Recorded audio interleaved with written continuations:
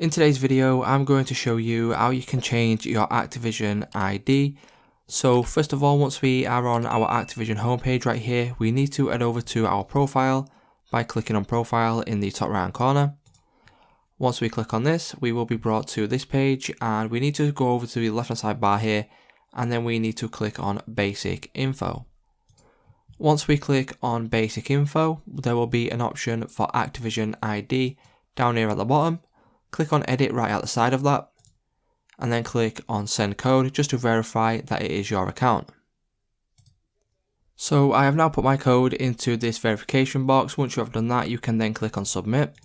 And then once we have entered in our code, you will be able to click on edit. And then as you can see, me personally, I've got 0 changes remaining. So if you've got a change remaining, what you can do is simply enter in your new change into this box.